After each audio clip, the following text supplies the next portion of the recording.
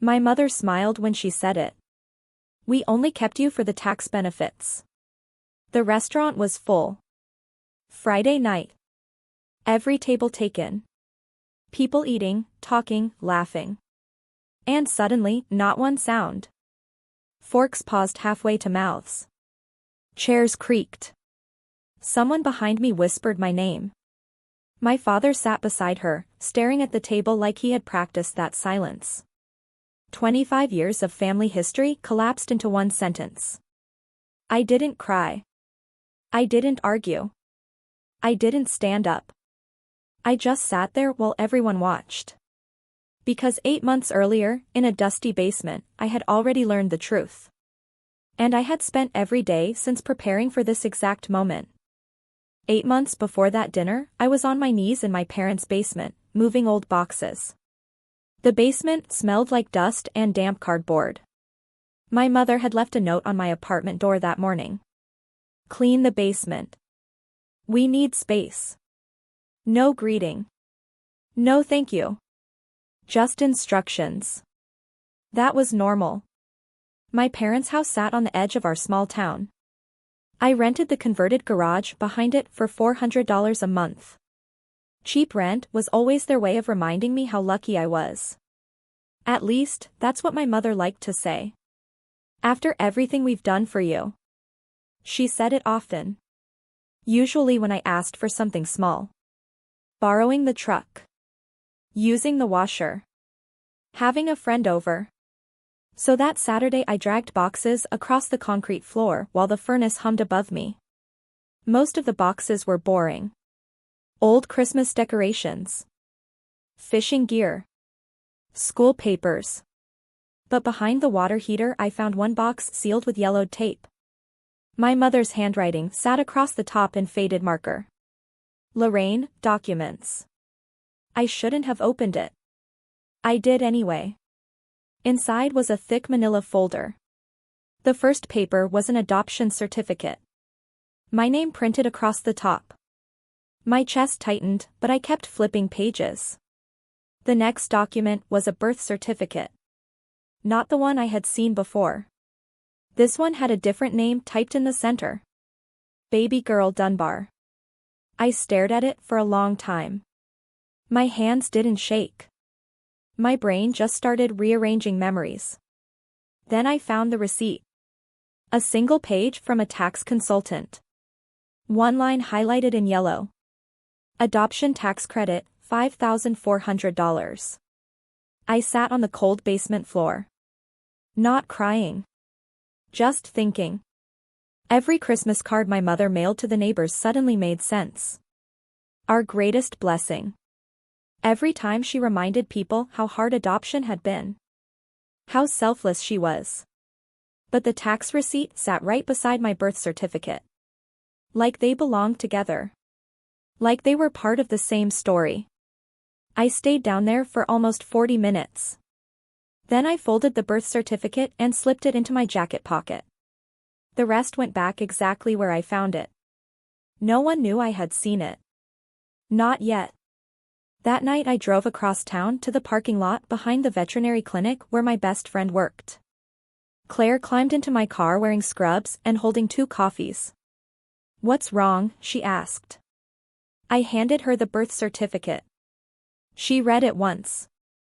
Then again. Dunbar, she said quietly. Have you ever heard that name before? No. She leaned back in the seat. You remember the DNA kit I gave you for Christmas? I did. It was still sitting unopened in my bathroom drawer. At the time I laughed and told her I didn't need it. I already knew who I was. Claire looked at me now.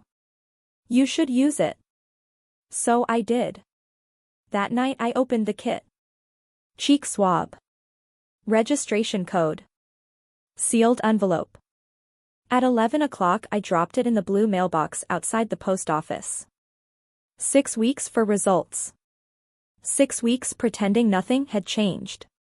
And during those 6 weeks, I started seeing my parents differently. My mother loved telling people she adopted me. But she never asked about my day. Never asked what I wanted from life. Never asked how I felt. My father mostly stayed quiet. He read the newspaper at dinner. Nodded when my mother talked. Looked away when I asked questions about the past. I paid my rent every month. $400. On time. Always. Sunday dinners continued like nothing had changed. My mother passed the potatoes. I said thank you. She talked about church. My father nodded. No one asked questions. But inside my head something had shifted. I wasn't waiting for answers anymore. I was waiting for proof. 6 weeks later, the email arrived while I was sitting in my car during lunch break. Close family match found. My heart started beating harder. I opened the results. The screen loaded slowly. Then the name appeared. Helen Dunbar. Age 47. Location, Ridgemont. Relationship probability, parent. I stared at the photo attached to the profile. A woman with tired eyes and short brown hair standing in front of a garden. I had her chin. I could see it immediately. For the first time in 25 years, I was looking at someone who looked like me. I stared at Helen's photo for a long time. Not because I didn't believe it. Because I did. The resemblance was quiet but obvious. Same chin. Same narrow nose. Same way the left eyebrow tilted slightly higher than the right. My hand stayed still on the steering wheel. I didn't cry. I didn't panic. I just sat there and read the profile again. Helen Dunbar. Age 47. Nurse. Ridgemont Community Health Clinic. 2.5 hours away. There was also one more detail. Family members listed: husband, Tom Dunbar. One son. Cody. Age 20. A brother. I had a brother. For 25 years I had believed my parents were the only family I would ever have. And suddenly there were 3 strangers who shared my blood. I opened the message box. Typed. Deleted it. Typed again. Deleted it again. The first 6 messages were too long. Too emotional.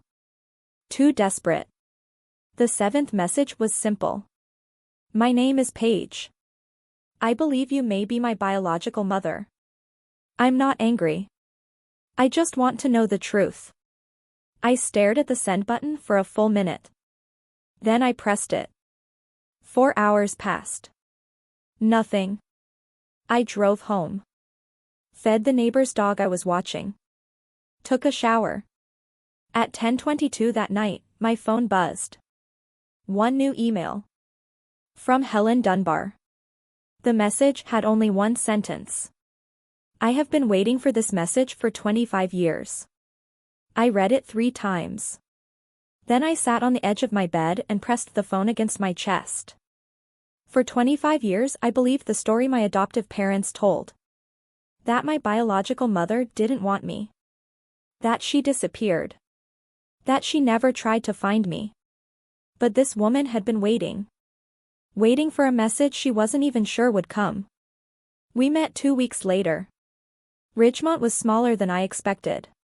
Helen suggested a diner near the clinic where she worked. I arrived early and sat in the corner booth. When she walked in, I knew immediately. The resemblance was stronger in person. She stopped when she saw me. Like she had forgotten how to breathe. Neither of us spoke for a few seconds. Then she walked over slowly. Paige, she said. I nodded. Her hands shook as she sat down across from me. Not dramatic shaking. Small, nervous movements she tried to hide by folding her fingers together. I didn't know if you would ever contact me, she said quietly. I didn't know you existed until 6 weeks ago. That sentence hung between us. Helen nodded slowly. I always hoped, she said. We talked for 3 hours. Not about the past at first. About simple things. Work. Food. Ridgemont. Then finally she told me the truth. She was 22 when I was born. Her parents were strict. Controlling. They believed she had ruined her life. The adoption decision wasn't really hers. Papers were placed in front of her. People talked about what was best. She signed them because she believed she had no choice. But she kept one thing. A hospital wristband with my name on it. She showed it to me. She had kept it for 25 years.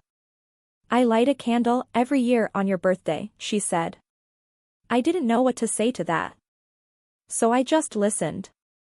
Over the next 3 months I visited Ridgemont several times. Each visit felt easier. Tom was quiet but kind. The kind of man who asked questions and actually listened to the answers. Cody treated me like I had always been his sister. Teasing me. Showing me pictures from his phone. Arguing about music. The strange thing was how natural it felt. No performance. No pretending. Just conversation. Meanwhile, life at my parents' house stayed exactly the same. My mother continued telling people how lucky I was. My father continued staying silent. Then one evening something changed. I came home from work and found a typed letter on my kitchen table. No greeting.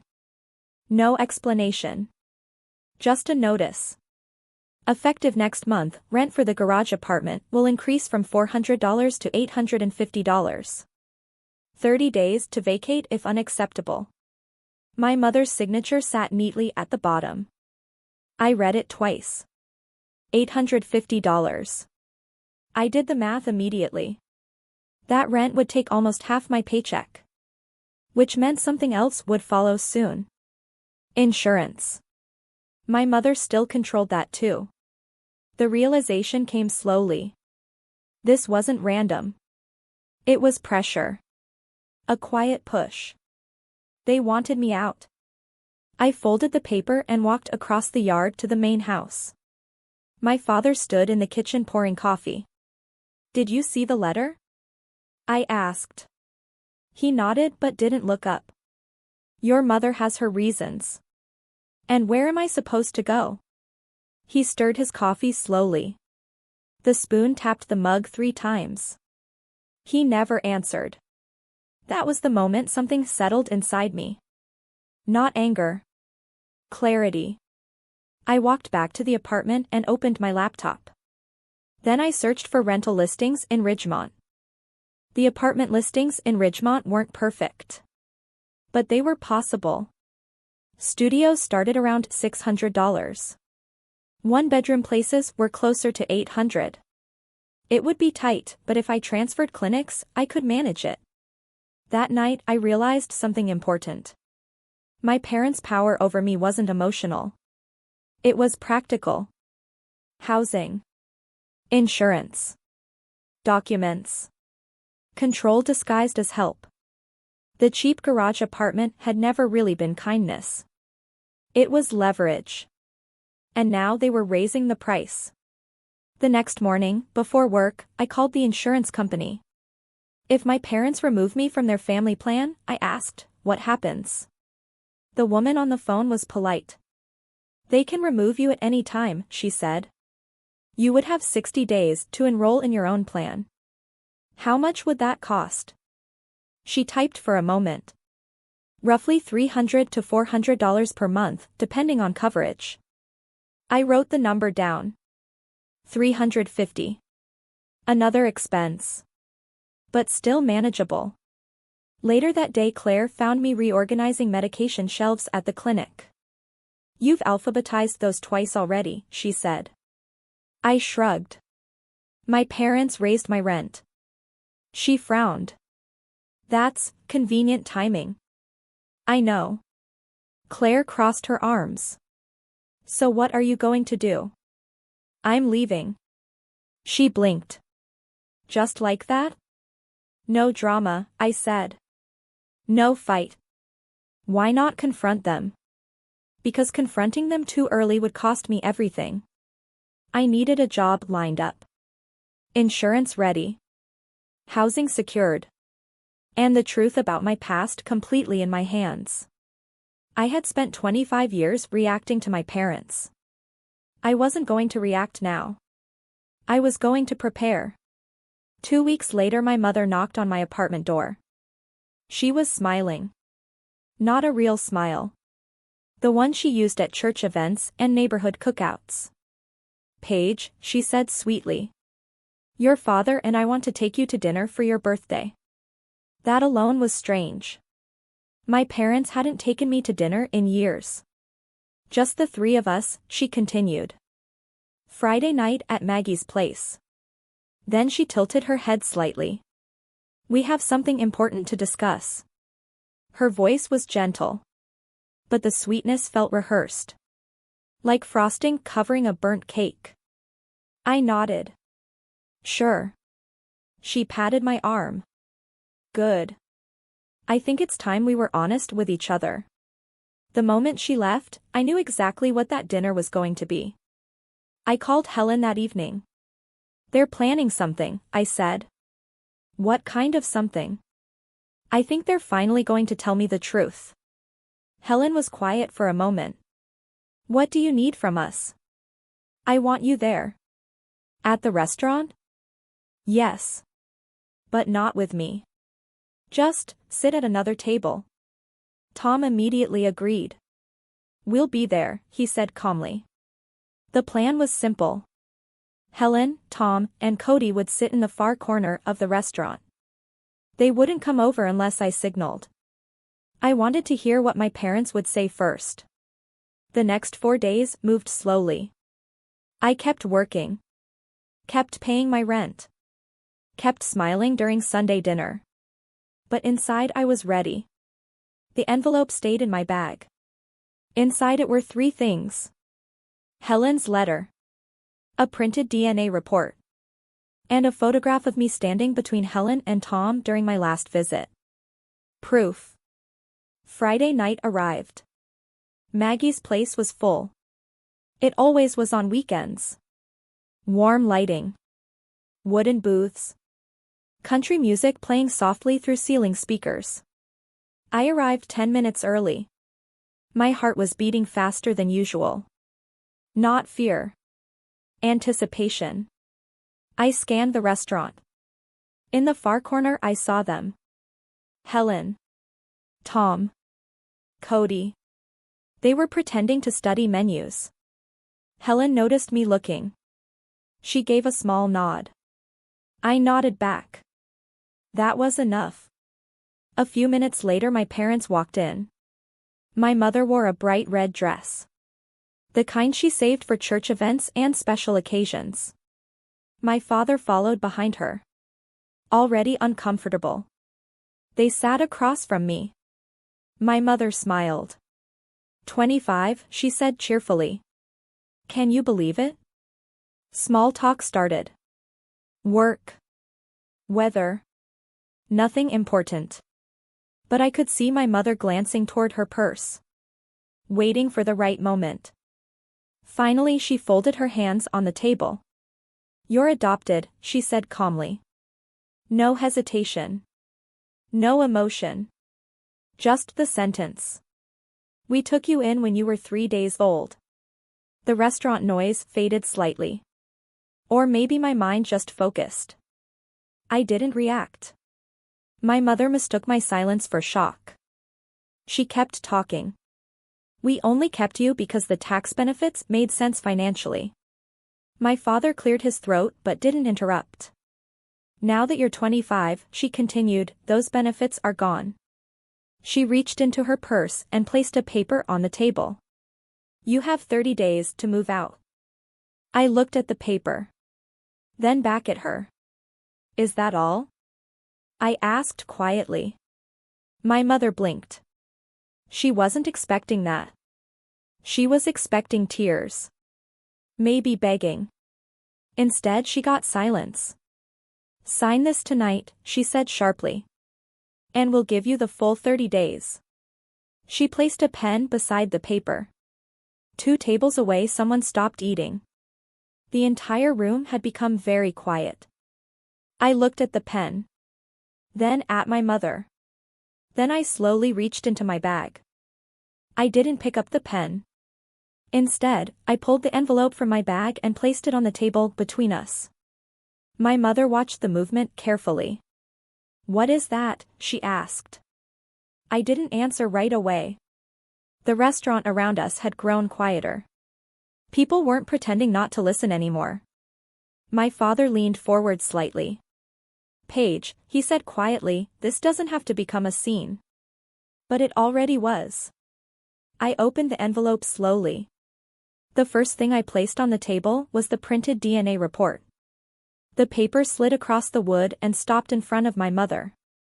99.7% match. Helen Dunbar, biological parent. My mother frowned at the document.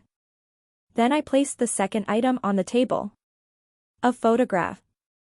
In the picture, I stood between a woman and a man, all three of us squinting slightly in the sun.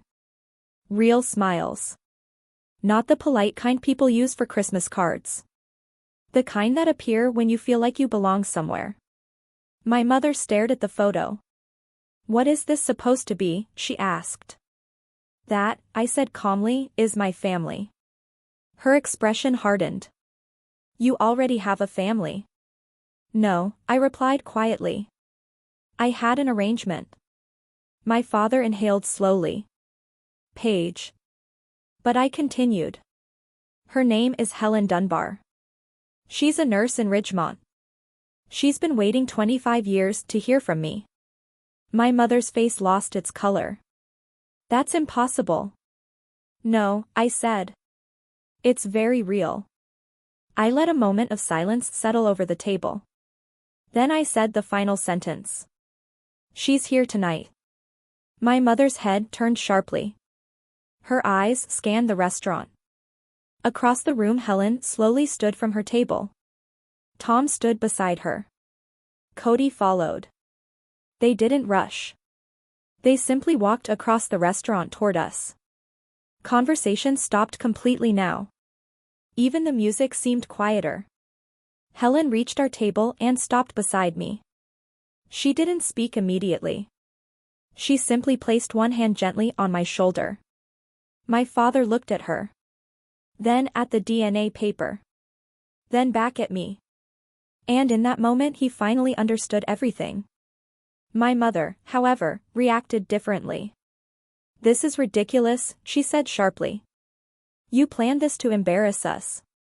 "No," I said. "I planned this so I wouldn't be alone." Helen spoke then. Her voice was calm. "I'm not here to fight," she said. "I'm here because Paige asked me to come." My mother stood up quickly, her chair scraping loudly across the floor. "I raised her for 25 years. And tonight you told her she was a tax benefit," Helen replied quietly. That sentence spread through the restaurant like a ripple in water. My father pushed his chair back. "I think we should go," he muttered. But my mother stayed frozen. For the first time in my life she had lost control of the story. Every person in the room had heard her words. The image she had built for decades, the generous, selfless mother, had cracked in a single evening. Eventually my father walked toward the exit. He didn't argue. He didn't defend her. He just left. My mother followed a moment later without looking at me again. The restaurant slowly began breathing again. People returned to their food. Conversations restarted. But the silence at our table remained. Helen sat down across from me. Tom pulled a chair beside her. Cody dragged one over from another table. No one spoke for several seconds. Then Helen squeezed my hand. "I'm sorry it took so long to find you," she said softly. I shook my head. "You're here now." That was enough. Dinner arrived a few minutes later. For the first time in my life, I sat at a table where no one expected gratitude. No one held a favor over my head. No one reminded me how lucky I should feel. We talked about ordinary things. Work. Ridgemont. Cody's terrible taste in movies. It was the simplest dinner I had ever had. And somehow the most important. The next morning I packed everything I owned into 4 boxes. Claire helped me load them into my car. Before leaving, I walked into the main house one last time. My parents weren't there. I placed the garage apartment key on the kitchen counter. Beside it I left a short note. I'm done today. No explanation. No anger. Just the truth. Then I drove toward Ridgemont. When the highway sign appeared welcoming me into town, something inside me finally relaxed. Not victory. Not revenge. Just peace. 25 years earlier my life had started with people who believed I was a financial decision. Now it was continuing with people who simply wanted me. And for the first time, that felt like enough.